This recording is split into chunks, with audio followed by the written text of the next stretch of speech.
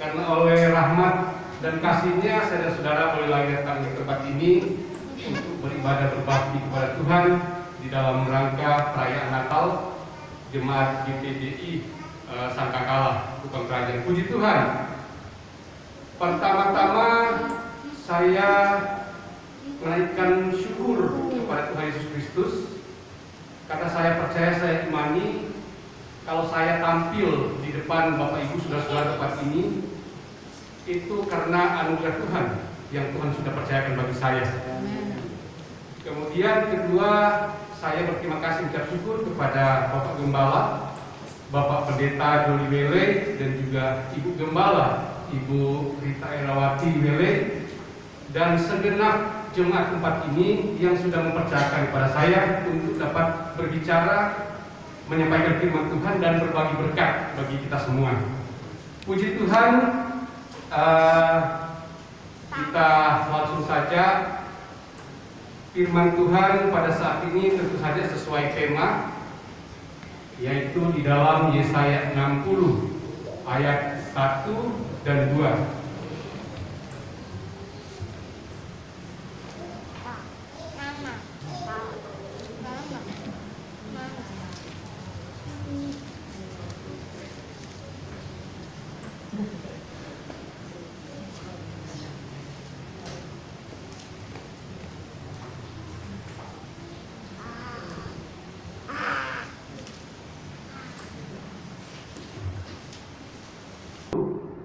Ayat 1 dan 2.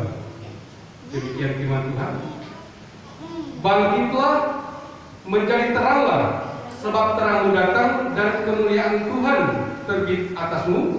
Ayat 2. Sebab sesungguhnya kegelapan menutupi bumi dan kekelaman menutupi bangsa-bangsa, tetapi terang Tuhan terbit atasmu dan kemuliaannya menjadi nyata atasmu. Puji Tuhan, saudara-saudara yang saya kasihi dalam Tuhan, sidang jemaat GPDI Sangkakala, Kupang Kerajaan yang saya muliakan di dalam nama Tuhan Yesus Kristus. Tentu saja Natal adalah merupakan suatu perwujudan dari janji Allah. Peristiwa Natal itu adalah kegenapan atas nubuatan para nabi ribuan tahun sebelumnya. Akan menjadi pertanyaan bagi saudara-saudara, kenapa Allah harus menubuatkan terlebih dahulu? Kenapa Allah harus berfirman untuk menyatakan akan kehendaknya lewat para nabi? Saudara-saudara yang saya kasihi di dalam Tuhan Yesus Kristus, tentu saja jawabannya adalah supaya terbukti bahwa Allah tidak pernah ingkar janji. Tuhan senantiasa setia atas kehendaknya. Oleh sebab itu Dia mengirimkan anaknya yang tunggal sesuai yang disebutkan dalam Yohanes 3 ayat yang 16, bahwa karena begitu besar kasih Allah akan dunia ini sehingga Ia mengaruniakan anaknya yang tunggal supaya semua yang percaya kepadanya tidak akan binasa melainkan beroleh hidup yang kekal. Itu ayat hafalan bagi kita semua ya. Dan semuanya dapat tergenapi. Allah menjawab, Allah memberikan apa yang Dia sampaikan. Sehingga dikatakan di dalam Bilangan pasal 23 ayat yang 19 disebutkan di sana bahwa Allah tidak seperti manusia sehingga Ia berdusta. Allah tidak mungkin berfirman lalu tidak menggenapinya, atau berbicara namun tidak menepatinya. Jadi Allah itu setia terhadap janjinya. Allah menggenapi akan apa yang sudah dibuatkan lewat para nabi, bahwa akan ada Sang Juru Selamat yang akan menyelamatkan umat manusia termasuk kita semua. Dan yang paling akurat nubuatan yang terjadi pada saat-saat ini yang sering kita bacakan setiap hari Natal adalah di dalam Yesaya pasal 9 ayat ke-5. Ya. Yesaya pasal 9 ayat yang kelima, Yesaya 7 ayat yang ke-14, Mika 5 ayat 1. Itu adalah penggenapan yang sangat tepat, yang sangat presisi. Tetapi tidak mengapa kalau kita baca satu dari nubuatan yang sangat tepat, yang sangat akurat. dan sangat presisi adalah di dalam Yesaya pasal 9 ayat yang kelima. Sebab seorang anak telah lahir untuk kita, seorang putra telah diberikan untuk kita, lambang pemerintahan ada di bahunya, dan namanya disebut Orang Penasihat Ajaib, Allah yang perkasa, Bapa yang kekal, Raja Damai. Dan Yesaya 7 ayat 14, sesungguhnya seorang perempuan muda mengandung dan akan melahirkan seorang anak laki-laki, dan dia akan dinamakan Immanuel. Jadi apa yang disampaikan oleh Allah lewat para nabinya, semuanya itu tergenapi dan sangat tepat dan akurat. Ya, kita bisa cross check di dalam Matius pasal yang kedua, Lukas pasal yang pertama, di mana tentang kelahiran Kristus. Terus yang menjadi pertanyaan lagi, kalau Allah sudah memberikan semua bagi kita, Allah memberikan anaknya yang tunggal, seperti yang sudah saya sebutkan di dalam Yohanes 3:16. Dan juga Allah sudah memberikan kepercayaan kepada manusia, di mana seorang wanita desa dipercayakan suatu misi yang sangat luar biasa, yaitu Maria. Dan juga tunangannya Yusuf, seorang tukang kayu. Dan juga dia mempercayakan akan manusia, di mana para nabi boleh dapat menyampaikan akan pesannya. Bahkan pun saya dan saudara dapat dipakai oleh Tuhan untuk dapat menjadi saksi dan menjadi terang, seperti tema kita pada saat ini. Dia juga memberikan kesempatan bagi saya dan saudara untuk dapat melayani. Dia memberikan kesempatan bagi saya dan saudara untuk dapat bertobat dari kesalahan kita. Dan Allah setia menunggu untuk itu. Dan juga banyak hal yang Tuhan berikan bagi saya dan saudara. Allah sudah memberikan bagi dunia, semuanya atas dasar kasih. Firman Tuhan katakan bahwa semua orang sudah berbuat dosa dan telah kehilangan kemuliaan Allah. Roma pasal 3 ayat 23. Jadi semuanya tidak layak untuk diselamatkan, semuanya tidak layak untuk mendapatkan pengampunan, tetapi oleh karena kasih, sehingga kita diinginkan oleh Allah untuk selamat bersama-sama dengan Dia. Allah tidak berkenan dan menginginkan saudara-saudara mengalami kebinasaan. Itulah kasih yang Tuhan sudah wujudkan di dalam kehidupan saudara-saudara, di dalam acara ibadah kita pada saat ini, perayaan Natal yang saya dan saudara sedang laksanakan pada saat ini. Hari ini, Natal yang kita laksanakan adalah perwujudan dari janji Allah, agar supaya saya dan saudara memperoleh kehidupan yang kekal bersama-sama dengan Dia. Akan tetapi, apa yang harus kita balas kepada Tuhan, kata pemazmur? Dengan apa saya harus balas segala kebajikan Tuhan? Apa timbal kita, apa yang harus kita berikan kalau Allah sudah memberikan segalanya bagi saya dan saudara? Allah menginginkan agar supaya kita menjadi terang, kita bangkit dan menjadi terang. Kenapa harus menjadi terang? Ya, tentu saja pertama-tama Allah menginginkan agar supaya kita terus pergi bersaksi. Ya, Kisah Rasul pasal 1 ayat 8, apabila Roh Kudus turun atas kamu, engkau menjadi saksiku, mulai dari Yerusalem, Sultan, Yudea, Samaria sampai ujung bumi. Inilah amanat agung, yang dimana ini merupakan suatu terang yang harus disampaikan, harus diberitakan, harus disampaikan di seluruh dunia ini. Oleh sebab itu kita diajar oleh firman Tuhan, kita dituntut agar supaya kita bangkit. Kita harus bangkit, kita harus bangun. Ya, seperti yang disebutkan di dalam Yesus pasal 5 ayat yang ke-14, bangunlah hai kamu yang tertidur, dan bangkitlah dari antara orang mati, dan Kristus akan bercahaya atas kamu. Kenapa kita harus bangun? Kenapa kita harus bangkit? Bukankah saat ini kita sedang bangkit? Kalau tidak bangkit, tidak bangun, tidak mungkin datang beribadah. Tetapi ada yang lebih daripada itu. Karena firman Tuhan katakan Tuhan dapat melihat sampai ke dalam hati. Sehebat apapun kita mengatur ekspresi kita, karakter kita, gaya kita untuk ditunjukkan kepada Tuhan, ya, Tuhan tahu. Ketulusan hati kita yang murni itu Allah lebih tahu. Ya. Mungkin di hadapan sesama kita sangat saleh, sangat setia beribadah, sangat baik, akan tetapi tidak selamanya di hadapan Allah. Oleh sebab itu, firman Tuhan mengajak pada saat ini agar supaya kita harus bangun. Kita harus bangun dari tidur. Kita harus bangkit dari antara orang mati, agar supaya Kristus terus bercahaya di dalam hati saudara-saudara, sehingga dunia akan melihat bahwa perbuatan kita yang baik inilah yang akan memberikan dampak positif bagi segenap dunia ini. Oleh sebab dikatakan di dalam Matius pasalnya yang ke-14, kamu adalah terang dunia, kota yang terletak atas gunung tidak mungkin tersembunyi. Demikianlah hendaknya terang bercahaya di depan orang supaya mereka melihat perbuatanmu yang baik dan memuliakan Bapa-Mu yang di surga. Jadi artinya, ya, di saat kita menyampaikan akan kebenaran, ya, kita terus juga memperbaharui akan kehidupan kita, terutama yang bersifat dengan karakter kita, ya. Tutur kata kita, perkataan, perbuatan kita inilah yang harus kita bangkitkan. Kita harus hidupkan agar supaya Kristus akan terus memberikan kita kesempurnaan hari demi hari. Asalkan saudara berkenan untuk memberi diri kepada Tuhan, ya. Sebesar dan sesulit apapun pergumulan kita, Allah lebih tahu. Kesalahan dan dosa yang kita lakukan, Allah lebih tahu.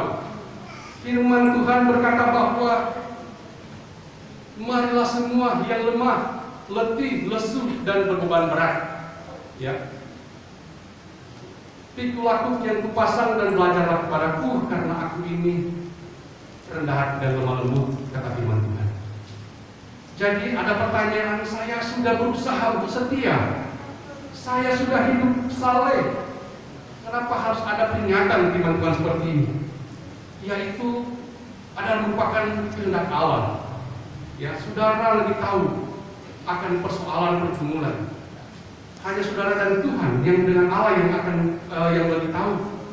Oleh sebab itu, untuk supaya kita terus bangkit, agar supaya kita tetap semangat di dalam kita mengiringi Tuhan, melayani Tuhan, kita terus bergumul.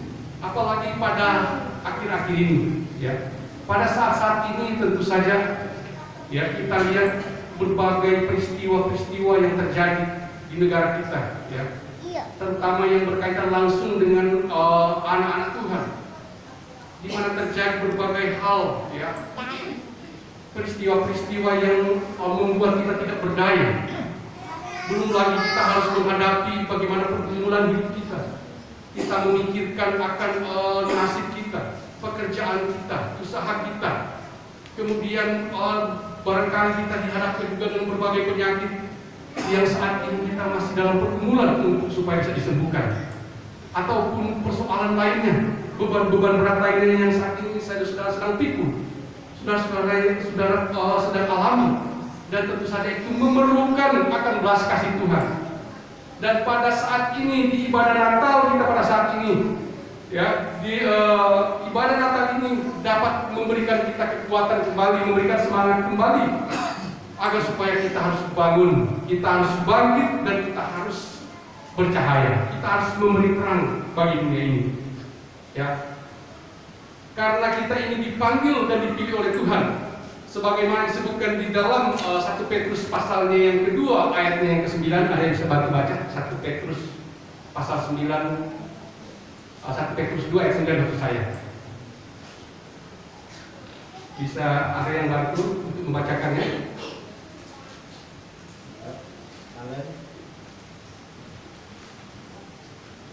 Saya akan bacakan kalau ada yang bisa. Baca. 1 Petrus 2 ayat 9, tetapi kamulah bangsa yang terpilih, imamat yang rajani, bangsa yang kudus, umat pemilihan Allah sendiri, supaya kamu memberitakan perbuatan-perbuatan yang besar dari Dia yang telah memanggil kamu keluar dari kegelapan kepada terangnya yang ajaib.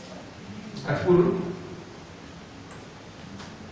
Yang dahulu kamu bukan umat. Kamu yang dahulu bukan umat Allah, tetapi yang sekarang telah menjadi umatnya, yang dahulu tidak dikasihani, tetapi yang sekarang telah beroleh belas kasihan.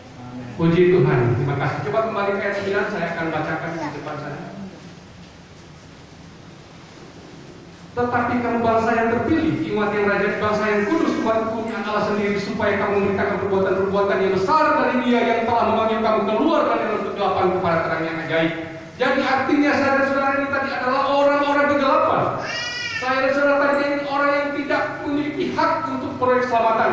Akan tetapi karena kasih dan kemurahan Tuhan, sebagaimana yang sudah disebutkan tadi di dalam Yohanes pasal 3 ayat 16, bahwa saya dan saudara boleh memperoleh jalan untuk bersama-sama dengan Dia, untuk mencari berkat, untuk menjadi terang. Karena saudara-saudara ini sudah terhitung atau tergolong sebagai kerajaan, sebagai umat yang terpilih. Ya, umat Israel di Palestina saat ini mereka adalah umat pilihan. Saya dan saudara ini adalah umat yang terpilih. Ya, tentu saja kalau sudah terpilih, ya, bukankah itu suatu kebanggaan, suatu hal yang luar biasa? Oleh sebab itu, kalau Allah sudah memilih saudara-saudara, ya, dari gelap dan dimasukkan ke dalam terangnya yang ajaib di ayat 10 tadi, maka hendaklah kita keluar. Kita harus pergi untuk bersaksi. Kita harus pergi menyampaikan firman Tuhan untuk supaya terang itu terus bersinar sehingga mereka memuliakan Bapa di surga. Ya, Matius pasal 28 ayat 19-20 bahwa beritakanlah firman Tuhan dan baptiskanlah mereka dalam nama Bapa, Putra dan Roh Kudus. Dan dalam Matius pasal 24 ayat yang ke-14 disebutkan bahwa Injil Kerajaan Allah ini harus diberitakan di seluruh dunia, menjadi kesaksian bangsa-bangsa, barulah tiba kesudahannya. Jadi Injil Kerajaan Allah ini harus diberitakan. Injil Kerajaan ini harus kita sampaikan supaya terang itu akan terus bercahaya, terang itu akan terus bersinar sehingga banyak jiwa-jiwa yang datang, banyak jiwa-jiwa yang berserah kepada Tuhan. Karena peran saya dan saudara sebagai orang-orang yang terpilih, orang-orang yang sudah memiliki hak untuk memperoleh keselamatan, dan akan kita memberitakan akan kabar keselamatan ini, kabar sukacita daripada Tuhan. Kita harus berusaha. Memang firman Tuhan katakan kita dihadapkan dengan berbagai penderitaan dan persoalan. Ya, kita dihadapkan dengan kesulitan, kita dihadapkan dengan kesukaran yang tentu saja akan menyulitkan kita untuk memberi terang. Ya, jangankan kita mau bersaksi, ya, kita menunjukkan akan sikap kita yang baik itu agak susah kalau kita berada di dalam situasi dan kondisi yang sangat tidak memungkinkan. Tetapi saya imani, saya percaya sidang jemaat Tuhan GPDI Sangkakala Kerajaan pada saat ini, saya percaya semua yang hari tempat ini sudah menjadi terang, sudah bangkit, sudah memberitakan firman Tuhan, ya, sudah bersaksi. Karena memang itulah yang Allah inginkan dalam kehidupan saudara-saudara. Jadi kita harus bangkit, kita harus menjadi terang. Karena itulah yang akan membuat kita berkenan kepada Tuhan. Karena Tuhan sudah firman Tuhan katakan bahwa Allah sudah menyiapkan suatu mahkota kehidupan, mahkota kebenaran yang akan Tuhan anugerahkan kepada saudara-saudara. Sebagaimana yang disebutkan di dalam 2 Timotius pasal yang ke-4 ayatnya yang ke-6 sampai yang ke-8. Ya, Paulus mengatakan bahwa aku telah mengakhiri suatu pertandingan yang baik, dan sekarang aku telah memelihara iman, dan saat ini telah tersedia bagiku suatu mahkota kehidupan yang disediakan oleh Allah. Ya, tidak mengapa kita baca itu sebagai penguatan bagi kita. Coba ditampilkan di layar. Ya, 2 Timotius pasal yang ke-4 ayatnya yang ke-6 sampai 8. Ini juga ayat hafalan kita semua. Disebutkan apa di sana? Mengenai diriku, darahku sudah mulai disurahkan sebagai persembahan, dan saat kematianku sudah dekat. Terus dan aku telah mengakhiri pertandingan yang baik, aku telah mencapai garis akhir, dan aku telah memelihara iman. 8. Sekarang telah tersedia bagi mahkota kebenaran yang akan dikerjakan kepadaku oleh Tuhan, Hakim yang adil pada harinya, tetapi bukan hanya kepadaku, melainkan juga kepada semua yang merindukan kedatangannya. Puji Tuhan. Jadi saudara-saudara, inilah yang mendasari supaya kita jadi berkat, kita menjadi terang, kita harus bangkit, ya, kita harus bangkit dari tidur, maka Kristus akan bercahaya. Kita harus berani memberi berkat, memberi terang, ya. Kita memberi senyum kepada sesama kita aja itu sudah memberi terang, ya. Allah tidak menginginkan suatu hal yang sangat besar untuk kita lakukan, hal yang terkecil, ya, karena memang kita diizinkan Tuhan untuk memulai dari hal yang terkecil. Memberikan senyum kepada sesama kita itu sudah memberi terang, sudah memberi berkat. Kemudian ketika kita di masyarakat, ya, mungkin kita di dalam bis atau dalam kereta, ada orang yang lebih tua dari kita yang belum dapat tempat duduk, kita mengalah dan kita berikan tempat duduk. Itu juga sudah memberi terang. Hal-hal kecil lainnya yang banyak juga. Mendahului memberi hormat kepada sesama kita dimanapun, itu juga sudah memberi terang kepada mereka. Karena mereka akan bertanya dalam hati, orang ini kok sangat sopan, orang ini kok sangat baik. Siapa dia? Orang mana dia? Itu tetap akan ada pertanyaan seperti itu. Dan ketika mereka mengetahui bahwa kita adalah orang Kristen, bukankah itu sudah penggenapan oleh firman Tuhan ya di dalam Matius pasal 5 ayat 14 tadi, bahwa kita harus pergi menjadi terang, hendaklah terang bercahaya di depan semua orang supaya mereka melihat perbuatan yang baik dan mereka akan memuliakan Bapa di surga. Amin. Jadi inilah firman Tuhan yang diingatkan kembali bagi saya dan saudara sebagai anak Tuhan, hamba Tuhan, agar supaya kita terus bercahaya di tengah-tengah dunia ini. Roma 13 ayat 13, marilah kita hidup dengan sopan seperti pada siang hari. Jangan dengan pesta pora dan kemabukan. Jangan dalam percabulan dan hawa nafsu. Jangan dengan perselisihan dan iri hati. Tetapi kenakanlah Tuhan Yesus Kristus sebagai perlengkapan senjata terang. Dan juga jangan merawat tubuh untuk memuaskan akan keinginannya. Jadi ini yang menjadi tanggung jawab saudara-saudara. Ya, ketika kita melakukan ini, maka terang Kristus akan bercahaya di dalam kehidupan saudara-saudara. Ya, kembali lagi, ini bersifat tentang karakter.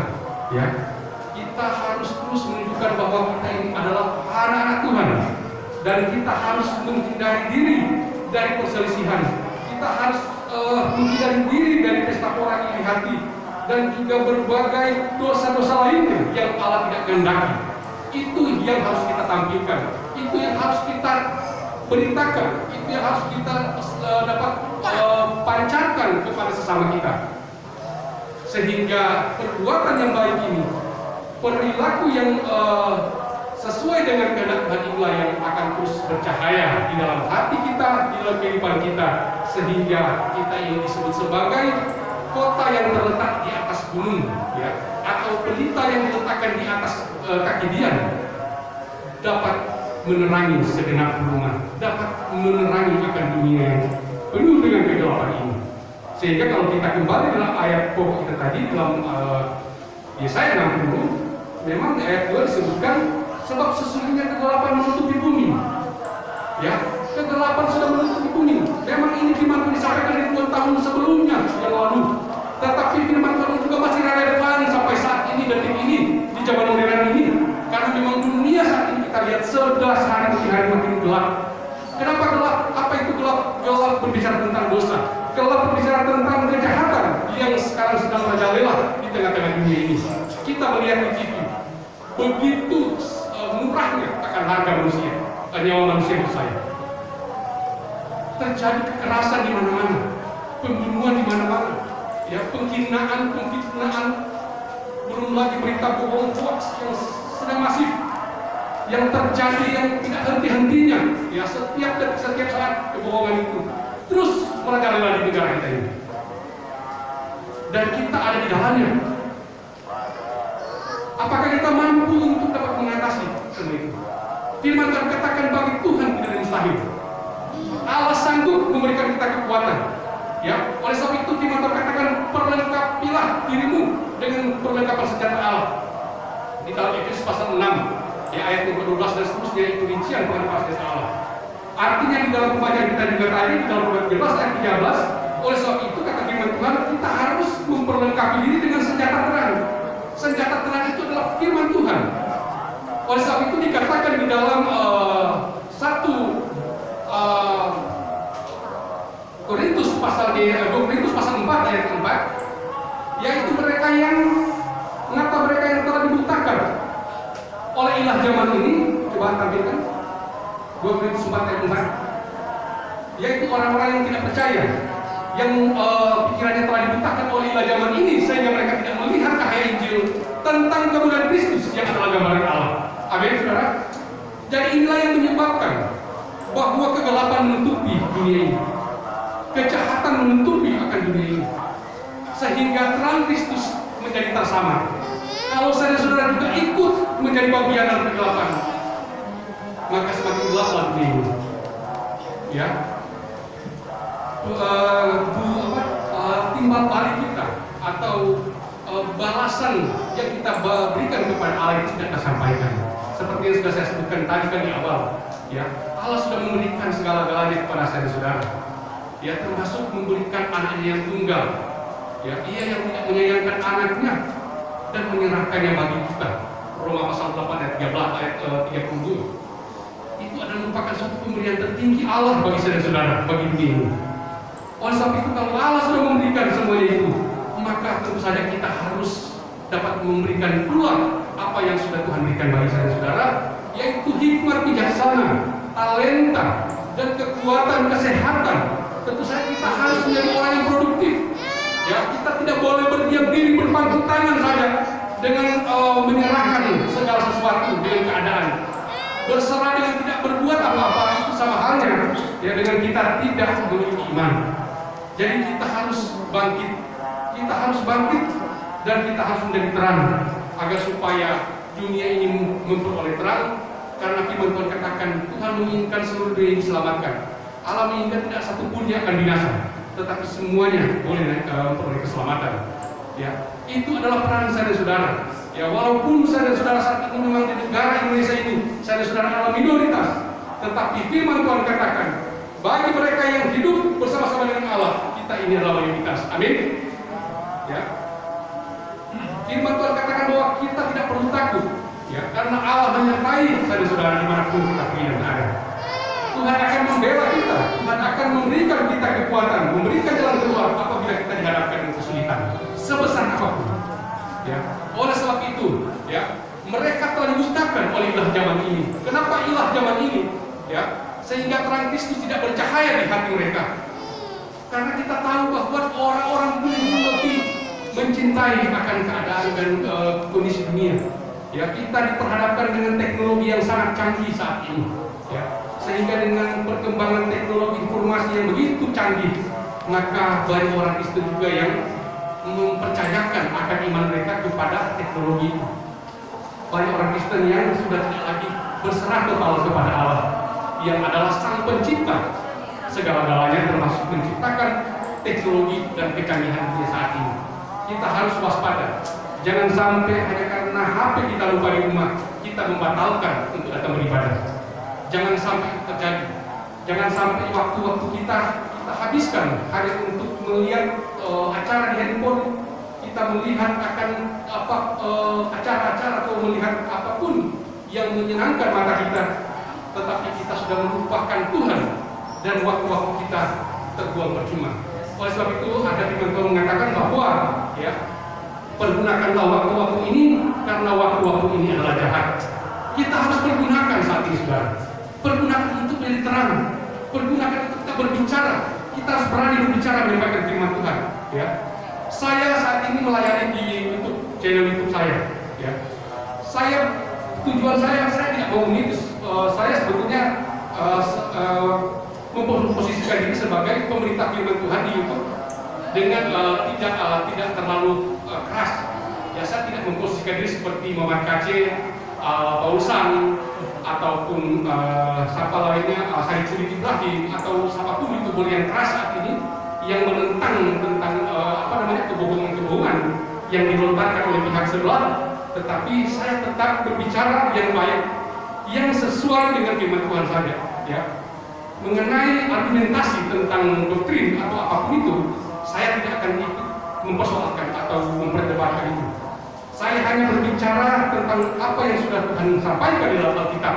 Jadi kalau misalnya ada kebohongan di saya dan firman Tuhan berkata bahwa itu harus ditemplak, ya, itu harus disampaikan, kita harus berani menyampaikan. Ya, firman Tuhan katakan kita harus berani berkata ya di atas ya, tidak di atas tidak. Amin. Tegas, kita harus tegas. Kita tidak perlu takut lagi sama mereka. Kita tidak perlu takut. Ya, mereka aja dengan bebasnya untuk memberitakan, menyampaikan akan doktrin mereka dengan semau mereka. Dan tidak mengikut aku, mengikut Kristus tidak berlayak tetapi kata Tuhan Yesus. Itu sangat tegas. Jadi kita harus terus maju. Kita terus harus bangun dari tidur tetapi Tuhan. Ya, supaya Kristus akan bercahaya atas kamu. Ya, firman Tuhan katakan dalam Roma pasal 13 ayat 11 bahwa saatnya telah tiba bagi kamu untuk bangun dari tidur, sebab keselamatan sudah lebih dekat bagi kita daripada waktu kita menjadi percaya. Jadi keselamatan itu saat ini sudah semakin hampir mendekati kita. Ya, daripada waktu kita yang dulu yang masih barusan percaya. Artinya bahwa kebenaran firman Tuhan, nubuatan yang disampaikan oleh para nabi itu saat ini sudah tergenapi dan saat ini sedang berlangsung untuk digenapi. Ya. Firman Tuhan katakan bahwa kita harus setia sampai akhir. Ya. Karena mereka yang setia sampai akhir mereka akan diselamatkan. Kata Matius pasal 24, ya, ayat yang ke-11. Jadi kita harus setia sampai akhir. Ya, kita harus bertahan di dalam kehidupan ini. Kita harus bertahan di dalam iman kita. Karena bagian dari pemberian kita kepada Tuhan adalah kita harus setia melayani. Kita setia menanggung beban, atau kita harus rela pikul salib. Kita harus bertekun dalam iman. Karena itu adalah balasan kita kepada Allah. Karena Allah sudah begitu baik dalam kehidupan saudara-saudara. Kita juga harus memberikan kepada Tuhan, walaupun memang sehebat apapun yang saya sudah lakukan itu belum bisa dapat menutupi segala kebaikan Tuhan dalam kehidupan saudara-saudara. Oleh sebab itu, satu-satunya yang harus saudara kerjakan adalah di mana kita harus bangun dari tidur. Kita harus bangkit dari antara orang mati supaya Kristus akan bercahaya di atas kami. Sama seperti Wahyu 3 ayat 1 dan 2 mengenai jemaat yang ada di Sardis, bahwa di sana Tuhan katakan bahwa bangunlah dan kuatkanlah apa yang masih tinggal yang sudah hampir mati, sebab tidak ada satupun dari pekerjaanmu aku dapati sempurna. Dan kalau kita baca seterusnya, jemaat Sardis ini dapat dipulihkan kembali. Allah menegur dengan keras bukan berarti Allah tidak memiliki kasih, atau Allah tidak akan memberikan kesempatan kedua mereka. Akan tetapi teguran ini adalah supaya mereka kembali setia kepada Tuhan.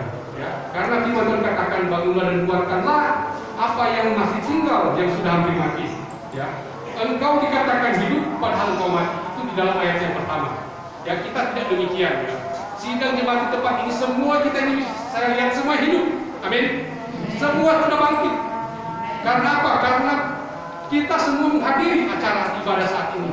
Itu membuktikan bahwa saudara ingin menjadi terang. Saudara sudah diberikan terang Kristus, sehingga kerinduan untuk datang beribadah itu sangat tinggi.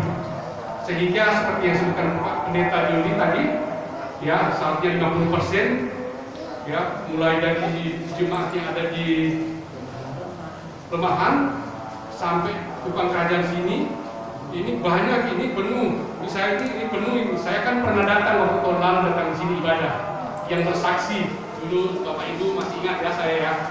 Ya, jadi saya lihat memang betul ya, antusias, semangat sidang jemaat di tempat ini membuktikan bahwa ada kebangunan rohani di tempat ini. Amin. Ada terang yang bersinar di tempat ini. Karena mereka yang memiliki terang Kristus adalah mereka yang taat, mereka yang setia, mereka yang bertekun di dalam Tuhan kepada firman Tuhan. Firman Tuhan pada saat ini hanya mengingatkan saja. Firman Tuhan saat ini hanya menyampaikan akan pesan Tuhan bahwa ayo kita semua sidang jemaat, ya, GPDI Sangkakala Kupang Kerajaan, ayo kita bangun, ayo kita bangkit, ya, kita jadi terang. Kita harus jadi terang dalam dunia ini. Kita harus mengerjakan pekerjaan Dia yang semakin besar. Firman Tuhan katakan ladang sudah menguning, tapi pekerja-pekerjanya sedikit. Ya. Bekerjalah selagi masih siang, kata firman Tuhan, karena akan datang malam di mana kita tidak dapat bekerja lagi.